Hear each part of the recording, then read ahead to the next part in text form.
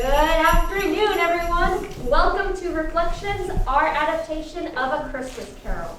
The show will begin in 5, 4, 3, 2, 1. Plasdazar and Western Home presents The Tale Told of Christmases of Old, brought to you anew. In the year 2021, our carol opens in an idyllic time of love, laughter, lads, ladies, and everyone in between having a truly wonderful life. Just kidding. Everything is still a massive beep show. Fred and Kate turn to each other and out into the audience, wondering if they should brave the winter rain and check the shelves at just one more store. What about the Goodwill? Or a thrift store? Could they have one? Toyland, Toy Barn, Toy Planet, and Toys R Us don't have a single box, but a thrift store might just happen to be holding a National Geographic chemistry set for Tim. Or the Goodwill?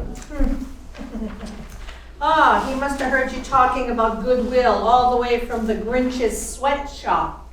That's right. You know who hasn't had any modern awakenings either.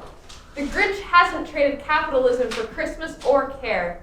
No, this is more like that time Zuckerberg tried to fix Facebook by changing nothing except the name Facebook. Uncle Scrooge's sweatshop, actually. And it's not a sweatshop. That sounds like heaven compared to the literal workhouse in Uncle's inventory garage of horrors. Yep, your boy traded banks for billionaires. Bezos, to be exact. You heard me. Old Scrooge is an Amazon vendor, gouging foreigners for Canadian fare and making a fortune off the fears of people trying to survive a global pandemic. Bye, darling. I'll search the empty shelves that remain in the vain hope that I can get the Cratchit sweet boy Tim one last... Hey, bite your tongue. This is no last present from you to Tim. You heard what the oncologist said. 60% chance. I got a 60 on a science test once, and I'm doing okay. Look at me. You're being paged to a garage full of $70 hand sanitizer and overpriced singing Santas. But I'm still alive, right? Kate chuckles as Fred kisses her goodbye and exits to work. And from the toy shop to the sweatshop, former Commander Ebenezer Scrooge, a formidable man wearing a big coat, leather gloves, and a warm scarf, stands in his own garage, blowing in his gloves because he's too cheap to turn on the heat. He stands hunched over his inventory list, checking it for his next round of shipments. His neighbor, Mr. Bob Cratchit, follows him, meticulously packaging every item Scrooge checks for on his list. Hand sanitizers, $70 for a case of 10? Check. Yeah. Excellent work, Mr. Cratchit. A Merry Christmas people may have, but not without the same bits and bobs that keep them safe from their fears. Very good, Mr. Scrooge. National Geographic chemistry set. He stands at a desk in front of a large row of shelves stocked with over 10,000 boxes each of hand sanitizer, masks, Thrills gum, Smarties, Santas, and the very National Geographic chemistry set that Fred and his wife have been searching for in vain. Check, Mr. Scrooge. Oh, Freddie, my boy. Finally you've arrived. Now look, we've got a full and frightfully merry stock all ready for the profitability trifecta. The profitability trifecta, Uncle? Yes, the 3 blessed days when all this merriment grinds to a truthful halt.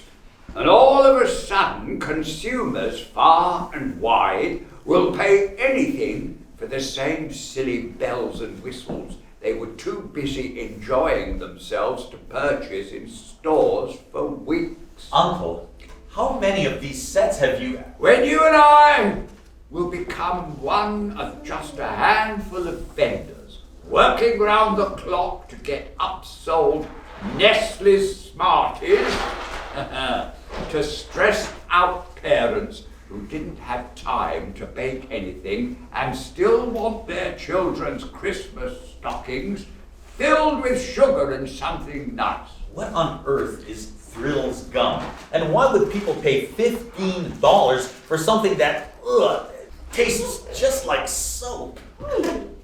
People will pay anything for exclusivity, my boy.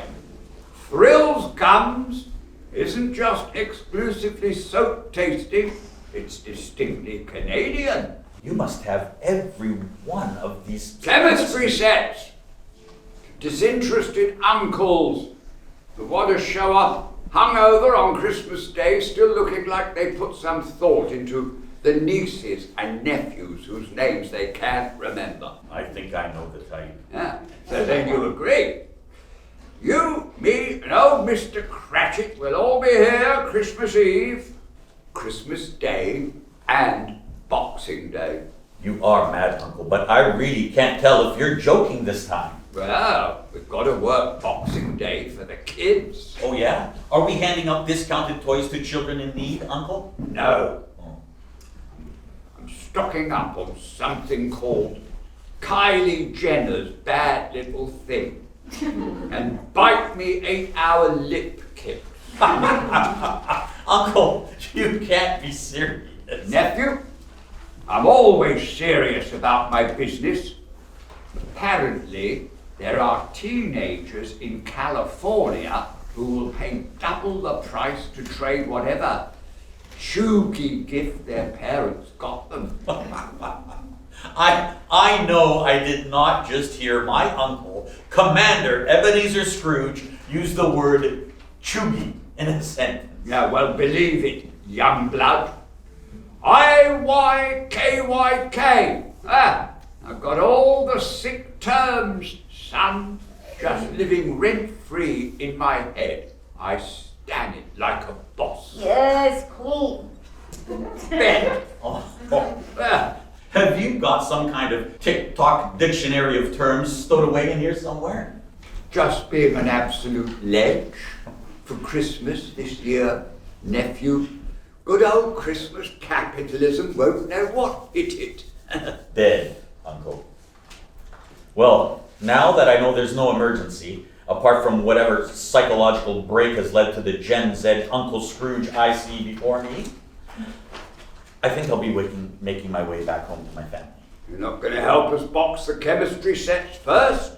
There's over 9,000 still unpackaged. I'll help you with one. For Mr. Cratchit's boy, Tim, to open Christmas morning. Oh, Fred, thank you so much. No. Best you be getting home to your family, Fred. Can't be sending out an uneven number. Yes, that really would ruin the true meaning of Christmas. Goodbye, Uncle. See you at 6 a.m. sharp, Christmas Eve, good nephew. Uncle, you would prefer a nephew to choose this unheated, hellish toy graveyard and a few extra dollars over his cancer-stricken wife, and Bob to leave his wife and son on Christmas Eve and Christmas Day? And Boxing Day. Can't forget that. I demand it. I can forget it. And forget you, Uncle. I will be spending your precious profitability trifecta with my most cherished loved ones. A group I hope will still count you as one of its members, Uncle. I ask this year for the final time in the hopes that this may finally be the year you choose Christmas over capitalism. Happy holidays, Uncle Scrooge. Humbug, what a sentimental simp. So it was 3 days before Christmas, and all through the house, not a creature was stirring, not even the louse. When all of a sudden, Scrooge enters his bedroom in his nightshirt to the sound of carolers outside his window.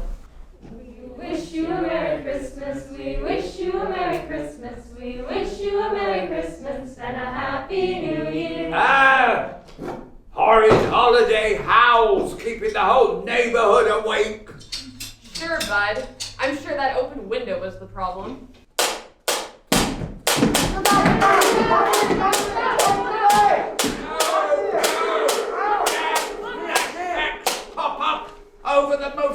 Silly old things! Blasted old battle scars! When will you leave me free? I cannot fight this same war every night. Oh, Commander Ebenezer Scrooge! In the doorframe of Scrooge's bedroom stands the ghostly figure of Scrooge's former lieutenant and business partner, the late Jacob Marley. Oh, Lord. Oh, please, no, it can't be. Commander, you mistrust your own senses as I stand before you? You're not my senses, you're a figment of my stress. A post-traumatic disorder, like the one I lost my beloved Lieutenant Marley to. Commander, what I was lost to is precisely why I am here with you now. Those who do not right the wrongs they make in life are doomed in death to wander the earth and witness the wonders they can no longer share with those still living. Oh, how can that be, Lieutenant? You died as you lived, a hero among men. How can that be wrong? Our lives are more than the demons we fight to the death, Commander. And I was not just your lieutenant in war, but your partner in business. The chains that bind me now are not of combat, but of capitalism. But you did, Lieutenant. You came home. And we made ourselves a thriving business despite having no resources, no support. What more could you have done? I thought my hubris would combat the voices as I did our opposing forces. With brute strength and a stiff upper lip to get the job done, no matter the cost. As if the cost of money in my pocket could pay the price of a tortured mind. Why are you telling me this, dear friend? Please tell me, why are you here? I am here to tell you that no consumer will ever be able to pay your price worth more than your soul. I'm afraid I'm not the only ghost set to visit you tonight. What do you mean? Who else am I to meet? And what else have they to teach me? To teach you to change your ways, Commander, you will be visited by 3 distinctly different spirits. The first, when the clock strikes 1 tonight. The second, at 1 tomorrow. And the third, when the clock strikes midnight this morning. Listen to their lessons or be doomed to wander the earth, as I do to witness the goodwill you squandered. Scrooge curls up in the fetal position as Jacob Marley's ghost slowly fades away out the bedroom door and down the hallway. Scrooge startles himself awake just as the clock strikes 1. Still scared by his visit from Jacob, Scrooge nervously listens for the sound of another ghostly guest. Suddenly, he hears the sound of the curtains on his window being pulled back. He timidly opens one eye and is aghast to find the curtains drawn by the ghostly figure of a small child. You there? Who are you? What do you want? I am the ghost of Christmases of long last. Come, peer through the window I opened to your past. I can't go through any windows. I am but a mere mortal. I shall fall. Give me your hand, Mr. Scrooge, and hold it to my heart. Scrooge does, and the spirit leads him through the window and into a Christmas from his past. 45 years earlier, the year is 1975. 15-year-old Scrooge huddles over his homework in the corner of his high school Christmas dance. Present-day Scrooge looks on next to the spirit of Christmas past. He watches awestruck as his dear Principal Fezziwig saunters past him, alive and well. Oh, my stars, it can't be, can it? Blessed old Fezziwig, my first mentor, alive and well? Oh, no one could throw a Christmas bash like old Fezziwig. Principal Fezziwig crouches down next to the young Scrooge and gently picks the books up out of his lap. No homework tonight, young Ebenezer. Come and dance, young boy. Scrooge enters the crush of dancing students, embraced by his peers and his dear Fezziwig. Young Scrooge follows Fezziwig into a Christmas conga line as present-day Scrooge converses with spirit number 1. Do you remember this version of yourself, Ebenezer? This young man who could leave his work and love his fellow man?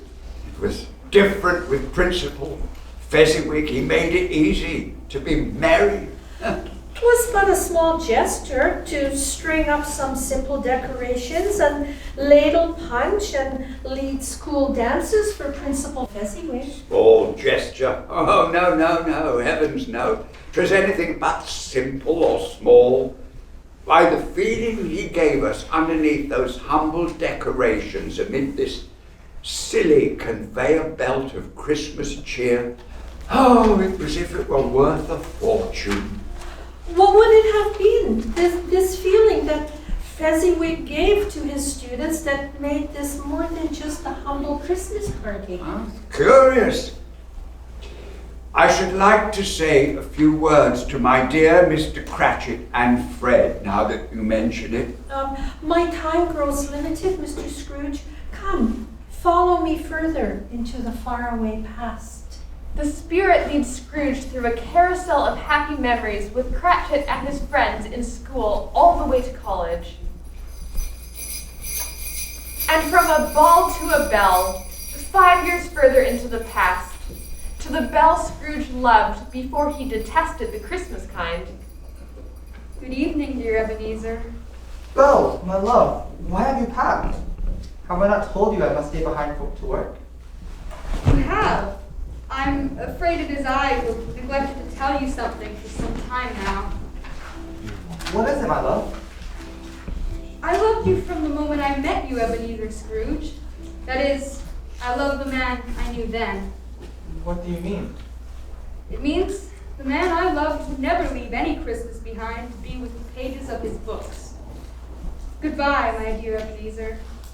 May you find someone again who may love you to leave your work behind instead of Christmas. Belle exits with her suitcase, leaving behind a heartbroken Scrooge. Present-day Scrooge turns to his first spirit desperately. Oh, Belle, no. It was hard enough to watch you leave the first time.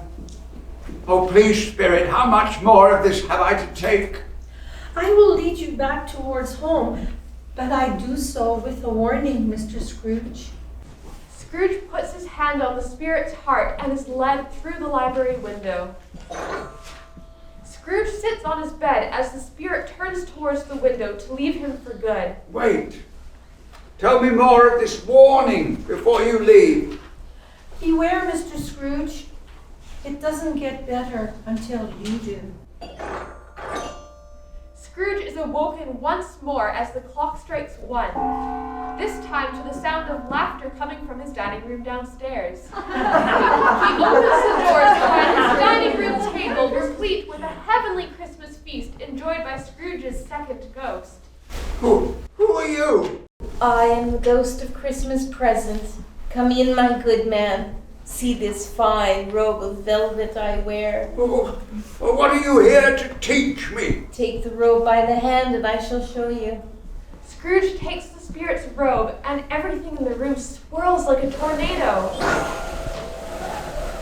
The spinning spirit and Scrooge settle in the window of a happy scene. Fred, Kate, and all their friends gathered in the living room. Oh, and I wouldn't give to even see that man try to work a cell phone. What am I to learn from this? Other than the fact that your friends don't think you sharp enough to work a phone. Not only does he was using all this teen slang he'd looked up to get the scoop on what teens would pay big bucks on. He genuinely said the word choogy, unironically. Oh, God, trust crotchety old Scrooge to give me the first good laugh I've had in a while. Kate strokes her stomach, and Scrooge thinks for the first time about all the frightful things he ignored. Tell me, kind spirit, tell me that Kate will live. She lives, if you can learn how to again. Tell me how I shall do it. I will do anything not to watch my Fred's love lay dying. Come, we must move on. Bob Cratchit stands in front of his beloved family playing a game of charades. He puts on a scowl and mumbles about money and points at all the guests, telling them they're lazy and poor. Gee, I wonder who the crowd thinks he's doing. The Grinch. The Hunchback of Notre Dame. Boo Radley? I know. It's Mr. Scrooge next door. Haha, well done, Mrs. Cratchit. Yeah, they talk about you when you're not around. Oh, Spirit, please, what am I to learn from this? You asked if Fred's ill wife was to live. Do you not see yet? She is far more fit to live a life full of cancer than you are, full of cold and cash. The ghost and Scrooge make their way back home. Scrooge sits on the edge of the bed as the clock strikes midnight, anxiety-ridden as the ghost of Christmas future appears. A grim, black spirit silently ushers him into the Christmas future. Christmas future. I dread the secrets you behold more than any I have seen. The spirit offers no comforts as he gently leads Scrooge through the window to his future. Fred kneels at the bedside of his wife, grief-stricken as she breathes her last breath. I'm so sorry, my love. My dearest Kate. Have I done it? Have I killed her somehow? The ghost of Christmas future nods. Every extra hour, every last hour of overtime wasn't enough to save this wonderful woman and my dear nephew from a life without love just like mine. Please tell me I can make it right. Please tell me what I can do. The spirit gestures for Scrooge to follow him one more time. Code blue, I see you. Code blue, I see you. Scrooge looks through a hospital window at his own lifeless body, covered by a sheet, as a nurse prays over him one last time, and the doctor pronounces him dead. Time of death, 5:40 a.m. This damned virus, how many more lives must it claim? Oh, come on. This damned virus? It's not the virus that tries to capitalize on people's fears of a place they have no control over for a few extra dollars on some overpriced masks and hand sanitizer. That was all grumpy old Scrooge's idea. Corona was just another cash grab to him. What did he expect? I suppose you're right again, my love. If only old Scrooge had ever cared about people the way he did money. Come, let's finish Christmas at home with the Cratchits. Scrooge watches them leave him and takes one last look down at his body. Please, Spirit, lead me home one final time. I promise all I need is one more chance and I'll do it all different. I'll never be the man who lay lifeless there or lives lifelessly as I did before. Please! Scrooge pleads with the spirit until he finds himself back in his bedroom, safe and sound. I'm back. I'm back. Blessed. I'm in my own home again, my own bed. My own banister, my own blessed front door. Scrooge swings the door wide open and runs through the snow to open his garage door. He takes package after package of toys, clothes, and candy and hands them out to the whole neighborhood. He hands out every bottle of hand sanitizer and every mask to local hospitals. He hands out warm sweaters from Old Navy and MEC that he once upsold in foreign markets to local shelters for the homeless. He hands out every last toy in his garage to the children in those shelters until only one remains. A chemistry set that Scrooge gift wraps and puts in the back of his car. Fred, the Cratchits, and his family are just about to sit down to a Christmas feast when they hear the doorbell ring. Who the hell could that be now? Well, we know who it won't be.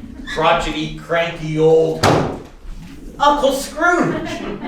Look at Scrooge pulling off a perfect Christmas comedy entrance. Tim walks with his cane towards his uncle, who hands him a giant present. Tim ferociously opens his gift. A chemistry set. Mom, Dad, look. A Merry Christmas to you, my boy. Merry Christmas, Uncle Scrooge.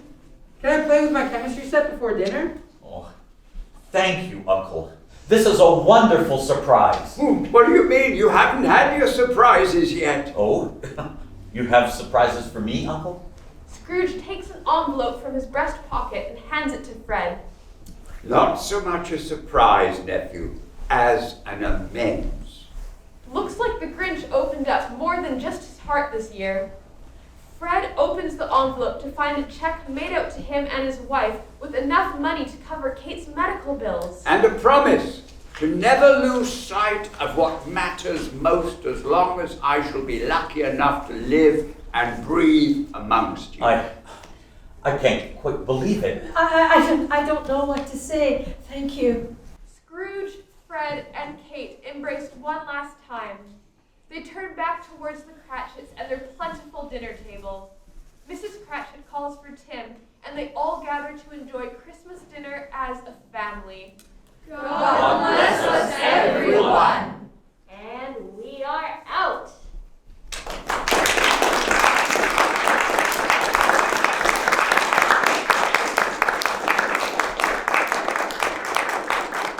And a Merry Christmas to you all.